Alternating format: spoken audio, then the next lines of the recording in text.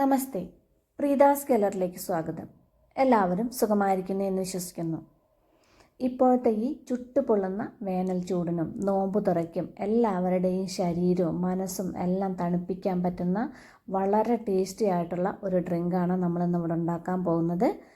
കുട്ടികളൊക്കെ ഇത് വീണ്ടും വീണ്ടും ചോദിച്ച് വാങ്ങിക്കഴിക്കും. അതിന് പറ്റിയ കുട്ടികൾക്കൊക്കെ ഇഷ്ടപ്പെടുന്ന ഒരു സീക്രട്ട് ഇൻഗ്രീഡിയൻറ്റ് കൂടി നമ്മളിതിൽ ചേർക്കുന്നുണ്ട്. അപ്പോൾ വീഡിയോ എല്ലാവരും സ്കിപ്പ് ചെയ്യാതെ മുഴുവനായിട്ട് കാണുമെന്ന് വിചാരിക്കുന്നു. വീഡിയോ ഇഷ്ടമായിട്ടുണ്ടെങ്കിൽ ഒന്ന് ലൈക്ക് ചെയ്യാനും മറ്റുള്ളവർക്കൊക്കെ ഷെയർ ചെയ്ത് കൊടുക്കാനും മറക്കില്ലല്ലോ. സബ്സ്ക്രൈബ് ചെയ്യാത്തവർ ഒന്ന് സബ്സ്ക്രൈബ് ചെയ്യാനും മറക്കല്ലേ. എന്നാൽ നമുക്ക് സമയം ഒട്ടും കളയാതെ എത്രയും പെട്ടെന്ന് തന്നെ ഈ വളരെ ടേസ്റ്റി ആയിട്ടുള്ള ഡ്രിങ്ക് എങ്ങനെ ഉണ്ടാക്കുന്നത് എന്ന് നോക്കാം. നമ്മളുടെ ഡ്രിങ്കിലേക്ക് വേണ്ടിയിട്ട് ഞാനിവിടെ ഒരു 10 ബദാമും 2 വാൾനട്ടും ഒരു 5-8 മണിക്കൂർ നേരം വെള്ളത്തിലിട്ട് കുതിർത്ത് വെച്ചിരുന്നു. കുതിർത്ത് വെച്ചതിന് ശേഷം അത് നന്നായിട്ട് കഴുകി ഇപ്പം നല്ല വെള്ളത്തിലിട്ട് വെച്ചതാണ്. ഈ 10 എണ്ണത്തിലെ പകുതി നമുക്ക് ജ്യൂസിലിട്ട് അരച്ച് ചേർക്കാനും പകുതി നൈസായിട്ട് കട്ട് ചെയ്തിട്ട് ജ്യൂസിലിട്ട് മിക്സ് ചെയ്യാനുമാണ്. പിന്നെ ബദാമിൻ്റെയും വാൾനട്ടിൻ്റെയൊക്കെ ഗുണങ്ങൾ നേരത്തെ വീഡിയോയിൽ പറഞ്ഞിട്ടുണ്ടല്ലോ, അതുകൊണ്ട് ഞാൻ പറയുന്നില്ല, വീണ്ടും പറയുന്നില്ല. വേണമെന്നുണ്ടെങ്കിൽ അതൊന്ന് കയറി കണ്ടാൽ മതി. ഇനി ഇതിലേക്ക് വേണ്ടിയിട്ട് കുറച്ച് പിസ്ത എടുത്ത് വെച്ചിട്ടുണ്ട്. പിസ്ത നമ്മൾ ചെറുതാക്കിയിട്ടൊന്ന് കട്ട് ചെയ്തെടുത്തിട്ടുണ്ട്.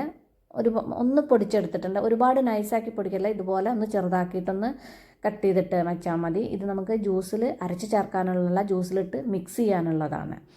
പിന്നെ കുറച്ച് പീനട്ടും വറുത്ത പീനട്ടും എടുത്തിട്ടുണ്ട്. പീനട്ട് ഒന്ന് നടു പിളർന്നിട്ട് വെച്ചിട്ടുണ്ട്. പീനട്ടും അരച്ച് ചേർക്കാനുള്ളതല്ല, ജ്യൂസിലിട്ട് മിക്സ് ചെയ്യാനുള്ളതാണ്.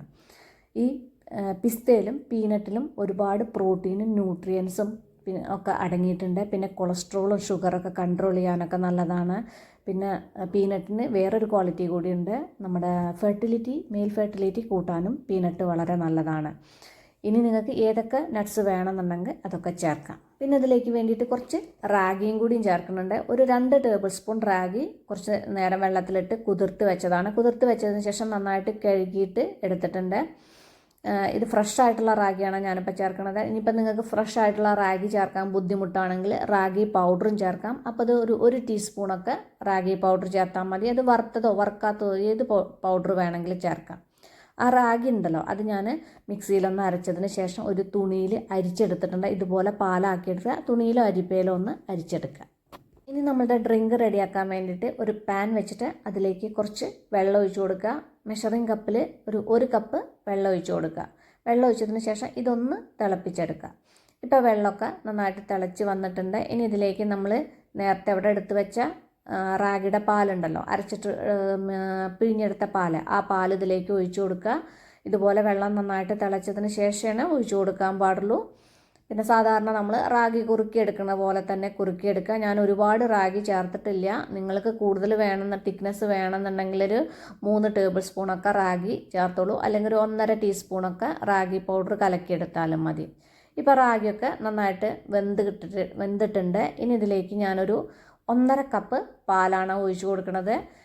പാൽ നിങ്ങളുടെ ഇഷ്ടത്തിനനുസരിച്ചിട്ട് എത്ര വേണ്ടെങ്കിൽ ഒഴിച്ചോളൂ. ഇത് നല്ല ഫാറ്റ് ഫ്രീയുടെ പാലാണ്, കണ്ടില്ലേ. അപ്പോൾ ഇത് തീരെ കൊഴുപ്പുണ്ടാവില്ല, നല്ല വെള്ളം പോലുള്ള പാലാണ്. അപ്പോൾ കൊഴുപ്പില്ലാത്തതുകൊണ്ടാണ് ഞാനിതിലേക്ക് 1.5 കപ്പ് പാൽ ഒഴിച്ച് കൊടുക്കുന്നത്. നല്ല കൊഴുത്ത പാലൊക്കെ ആണെങ്കിൽ 1 കപ്പ് പാൽ ഒഴിച്ച് കൊടുത്താൽ മതി, ബാക്കി വെള്ളം ഒഴിച്ച് കൊടുത്താലും മതി. തീരെ കൊഴുപ്പില്ലാത്തതുകൊണ്ടാണ്, ഇതിൽ വെള്ളം ചേർത്ത് കഴിഞ്ഞാൽ നന്നാവില്ല, അതുകൊണ്ടാണ് ഒരു 1.5 കപ്പ് പാൽ ഒഴിച്ച് കൊടുത്തിട്ടുള്ളത്. ഇനി ഈ പാലൊന്ന് കുറുകി വരുമ്പോഴേക്കും, പാലൊന്ന് തിളച്ച് വരണം. അപ്പോഴേക്കും നമ്മുടെ ഇതിലേക്കുള്ള നമ്മുടെ ഒരു സീക്രട്ട് ഇൻഗ്രീഡിയൻ്റ് ഉണ്ടല്ലോ, അത് നമുക്ക് റെഡിയാക്കാം. അതിന് വേണ്ടിയിട്ടൊരു ബൗളെടുത്തിട്ട് അതിലേക്കൊരു 1 ടേബിൾ സ്പൂൺ കസ്റ്റാർഡ് ഇട്ട് കൊടുക്കുക. അതിനുശേഷം ഇതിലേക്ക് കുറച്ച് വെള്ളം ഒഴിച്ചിട്ട് നന്നായിട്ടൊന്ന് മിക്സ് ചെയ്തെടുക്കുക. കട്ടകളൊന്നും ഇല്ലാതെ മിക്സ് ചെയ്തെടുക്കുക. വെള്ളമോ പാലോ ഏത് വേണമെങ്കിൽ നിങ്ങൾക്ക് ഒഴിച്ചിട്ട് മിക്സ് ചെയ്തെടുക്കാം.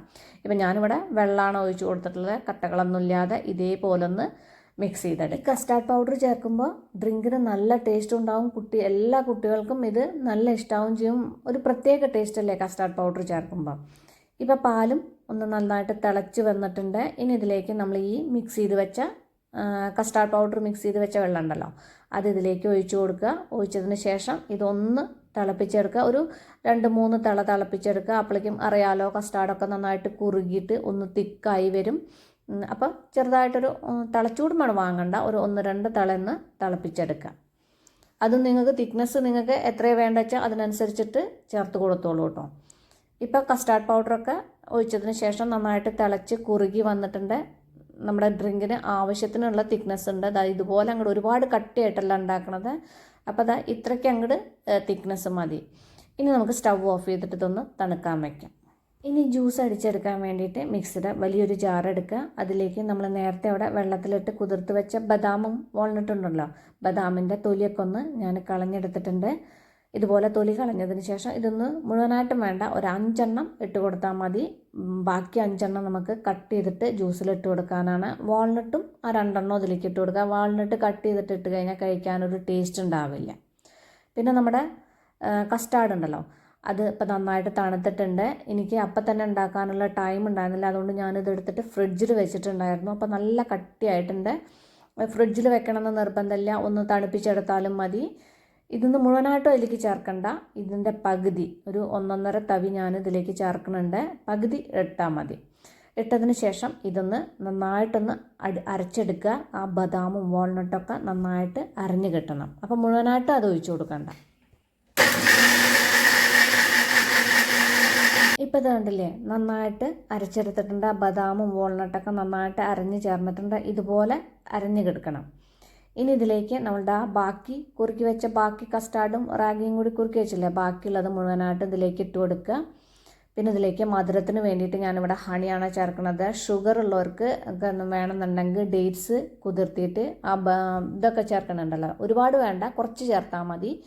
ഡേറ്റ്സ് നമ്മുടെ ബദാമൊക്കെ അരച്ച് ചേർക്കുമ്പോൾ അതിലിട്ടിട്ട് കുതിർത്തിയിട്ടൊന്ന് അരച്ച് ചേർത്താൽ മതി. കുട്ടികൾക്ക് വേണമെന്നുണ്ടെങ്കിൽ പഞ്ചസാര ഇട്ട് കൊടുക്കാം ടേസ്റ്റിന് വേണ്ടിയിട്ട്. ഇനി ഒന്നുകൂടി തണുപ്പായിക്കോട്ടെ, ഞാനൊരു 3-4 ഐസ് ക്യൂബും കൂടി ഇതിലേക്ക് ഇട്ട് കൊടുക്കുന്നുണ്ട്. കാരണം നല്ല തണുപ്പുണ്ടാകുമ്പോഴല്ലേ നല്ല ടേസ്റ്റ് ഉണ്ടാവുള്ളൂ. ഇനി ഇത് ഒരുപാട് അരച്ച് ചേർക്കരുത്, ചെറുതായിട്ടൊന്ന് അടിച്ചെടുക്കാനേ പാടുള്ളൂ. ഇതേ കണ്ടില്ലേ, ഇതേപോലെ ഒന്ന് അടിച്ചെടുക്കുക. ആവശ്യത്തിനുള്ള കുഴപ്പമുണ്ട്, ഒരുപാട് തിക്കായിട്ടല്ല, തിക്നെസ് നിങ്ങളുടെ ഇഷ്ടത്തിനനുസരിച്ചിട്ട് ചെയ്തോളൂ. പിന്നെ നമ്മൾ എടുത്ത് വെച്ച ബദാം ഉണ്ടല്ലോ, അതുപോലെ നൈസായിട്ടൊന്ന് കട്ട് ചെയ്തെടുത്തിട്ടുണ്ട്. ഇതേപോലെ നൈസായിട്ട് കട്ട് ചെയ്തെടുക്കുക. പിന്നെ നമ്മൾ എടുത്ത് വെച്ച പിസ്തയും പീനട്ടും ഉണ്ടല്ലോ, അതും ഇതിലേക്ക് ഇട്ട് കൊടുക്കുക. ഇനിയിപ്പോൾ നിങ്ങളുടെ കയ്യിൽ കാഷ്നട്ടൊക്കെ ഉണ്ട്, കാഷ്നട്ടൊക്കെ ഇടാണെന്നുണ്ടെങ്കിൽ അങ്ങനത്തെ ആ കാഷ്നട്ടും ചെറുതാക്കിയിട്ട് കട്ട് ചെയ്തിട്ട് ഇട്ട് കൊടുക്കുക. ഇത് ഇട്ടതിന് ശേഷം ഇനി ഇത് അരച്ചെടുക്കരുത്, ഇതുപോലെ സ്പൂൺ കൊണ്ടൊന്ന് മിക്സ് ചെയ്യാനേ പാടുള്ളൂ. അരച്ചെടുത്ത് കഴിഞ്ഞാൽ നമ്മളത് കടിക്കാനൊന്നും കിട്ടില്ല. ഇതുപോലെ ഇങ്ങനെ ഇട്ടിട്ട് കടിക്കുമ്പോൾ ഒരു പ്രത്യേക ടേസ്റ്റാണ്. ഇനി നമുക്കിത് 2 ഗ്ലാസ്സിലേക്ക് ഒഴിച്ചു കൊടുക്കാം. അതിന് ശേഷം ഇതിൻ്റെ മുകളിൽ കുറച്ച് പിസ്തയും ഡേറ്റ്സൊക്കെ വെച്ചിട്ടൊന്ന് ഡെക്കറേറ്റ് ചെയ്യാം. നല്ല ടേസ്റ്റാണ്. കസ്റ്റാർഡിൻ്റെയും നട്ട്സൊക്കെ ഇതുപോലെ കട്ട് ചെയ്തിടുമ്പോൾ അത് നമ്മളിങ്ങനെ കുടിക്കുമ്പോൾ നട്ട്സൊക്കെ കടിക്കുമ്പോൾ ഒരു പ്രത്യേക ടേസ്റ്റാണ് ഈ ഡ്രിങ്കിന്. അപ്പോൾ ഇതെല്ലാവരും ഒന്ന് ട്രൈ ചെയ്ത് നോക്കൂ. നിങ്ങളുടെ ഫീഡ്ബാക്കൊക്കെ എന്നെ അറിയിക്കാൻ മറക്കല്ലേ. അപ്പോൾ നമുക്കിനി അടിപൊളി പുതിയ റെസിപ്പിയുമായി കാണാം. നന്ദി, നമസ്കാരം.